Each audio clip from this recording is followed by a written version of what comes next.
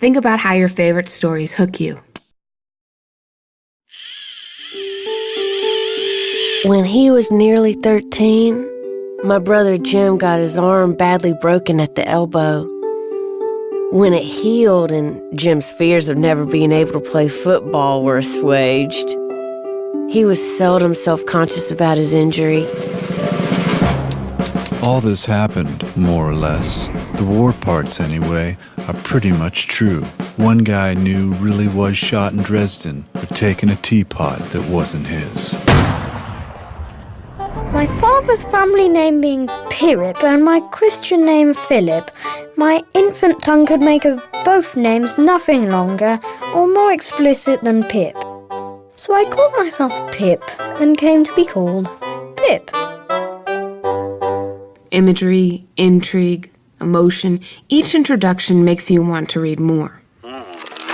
If you have an assignment to write a literary analysis, your introduction will be just as important.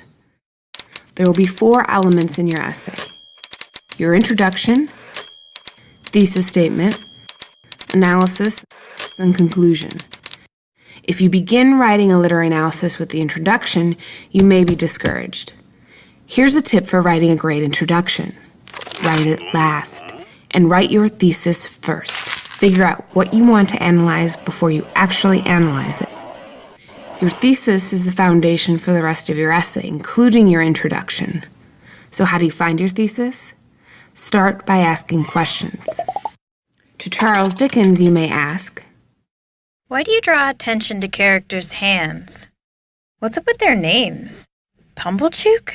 Really? To narrow your concept for analysis, answer the questions yourself. Estella ridicules Pip's hands. Jaggers constantly washes his hands. Pip insufferably burns his hands. Mrs. Joe brings Pip up by hand. Are there patterns in your answers? Estella's comments smack of cruelty, while Jaggers cleanses his immoral conscience. Pip finds a second chance, while Mrs. Joe abuses a child under the guise of love and dedication. What can you analyze with this pattern? Hands symbolize social class inequities, and through Dickens' criticism, he exposes the dire need for reform in Victorian London. What you will do next, which is an entirely different lesson, is to draft and revise your analysis. Only after you write your analysis, return to your introduction. Like authors earlier, try to intrigue and inspire your reader. Avoid starting with famous quotations, dictionary definitions, or rhetorical questions. Consider the historical context of your topic, or an anecdote or some larger idea or concept. Here's an example. 27 bones in the hand and wrist allow humans to concurrently create and destroy. Thousands of hands have been behind history's astounding creations. Hands represent a powerful symbol, one that was not lost on Charles Dickens.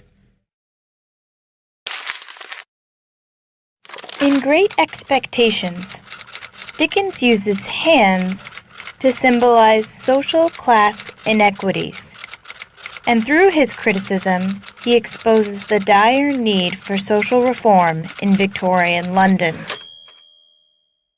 Take time crafting and revising your thesis and introduction.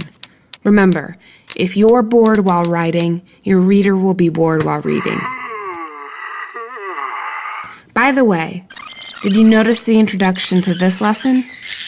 It didn't start with, here's how to write a thesis and introduction. Would that have hooked you?